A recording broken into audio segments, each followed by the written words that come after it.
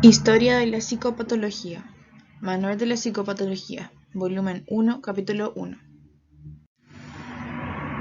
La historia de la psicología no es un modus o desván de curiosas antigüedades intelectuales roñosas, es una continua discusión de problemas perennes y resistentes sobre la naturaleza del hombre y el animal. James, 1973.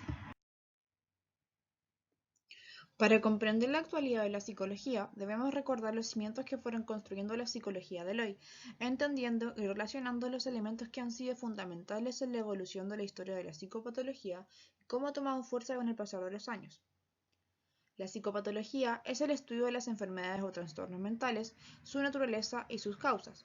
Estos pueden ser de origen biológico, ya sea por alteraciones anatómicas o bioquímicas. Además, estudia los cambios del comportamiento humano, los cuales pudiesen señalar los estados mentales que no son considerados saludables.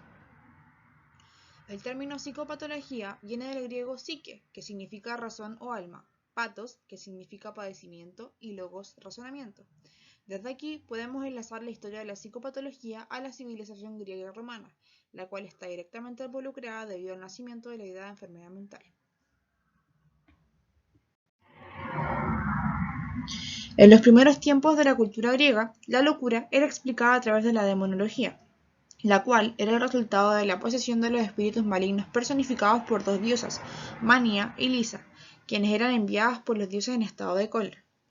Uno de los primeros precursores de la medicina fue Alcmeón de Crotona en el siglo VI a.C.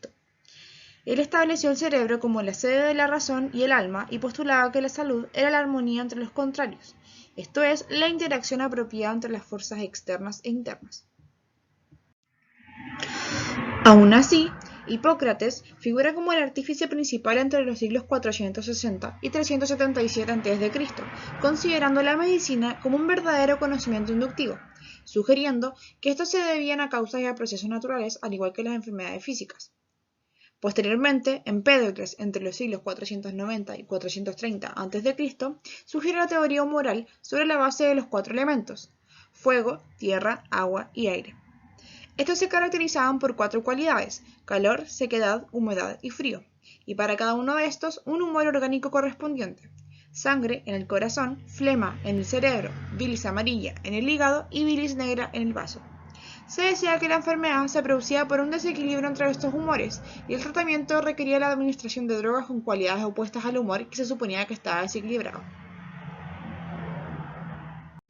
Platón, por su parte, entre los siglos 427 y 347 a.C., defendía el elemento místico en la explicación del comportamiento y el modo de ser de las personas.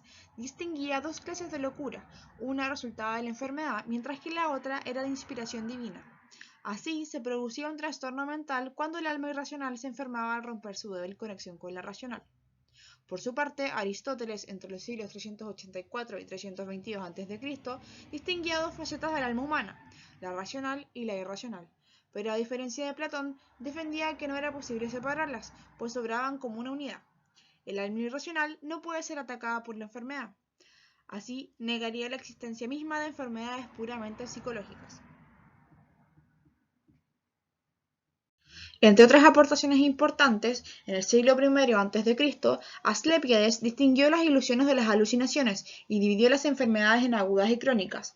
Por su parte, Cicerón, entre los siglos 106 y 43 a.C., distinguía dos categorías: la insania, que dice de la ausencia de calma y equilibrio, y el furor, que denotaba un colapso completo de la capacidad intelectual y hacía al individuo responsable legalmente.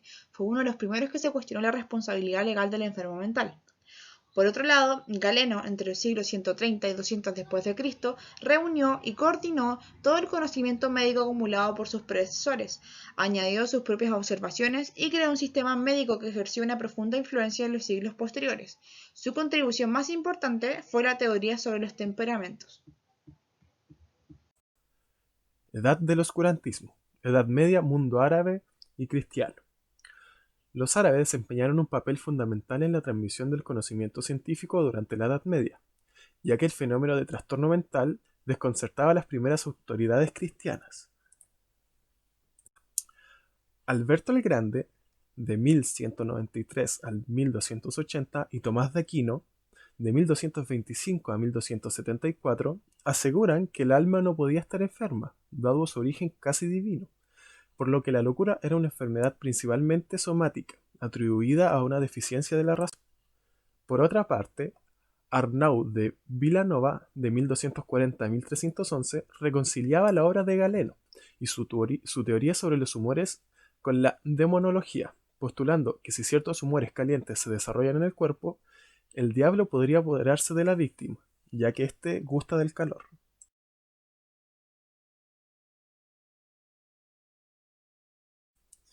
Gilabert Joffre, de 1350 al 1417, fundó la primera institución en 1409 dedicada exclusivamente al cuidado de los enfermos mentales. En el 1547, el hospital de Bedham, en Londres, se convertiría en un asilo para los enfermos.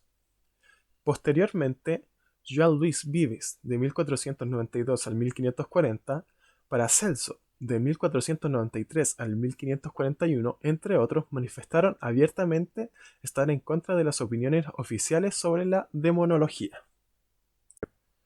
Gracias al cambio de pensamiento desarrollado en el Renacimiento, en los siglos XVII, XVIII y a principios del siglo XIX, surgen un gran número de concepciones psicológicas distintas, de gran trascendencia para el futuro desarrollo de la psicología moderna.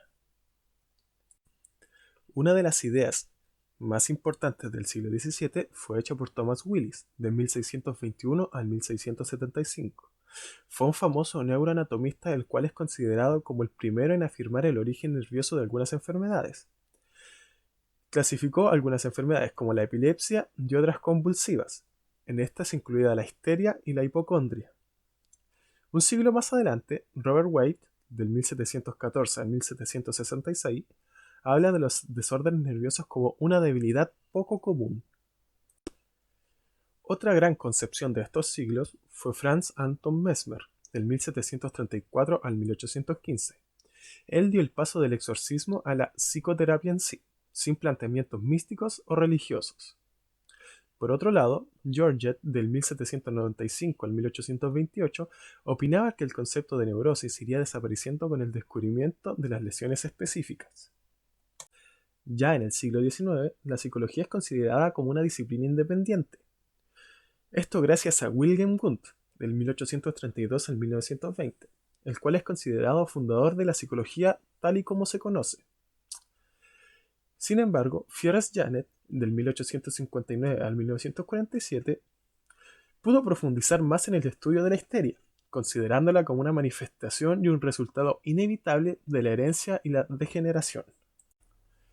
En relación a lo expuesto, consideramos que las enfermedades mentales siempre fueron un motivo de estudio desde los inicios, dado la alta relevancia en el desarrollo de la psicopatología por la civilización occidental, griegos y romanos, siendo de estos el más destacado Hipócrates, médico de la antigua Grecia, que afirmaba que los dioses de la enfermedad no ocasionaban aquellas enfermedades mentales, sino que estaban sujetas a leyes naturales. Este pensamiento sería el que daría paso a lo que fueron las primeras ideas sobre las enfermedades mentales, sentando las bases para la consolidación de la disciplina que ha hecho grandes aportes al estudio y a la comprensión de enfermedades de la mente.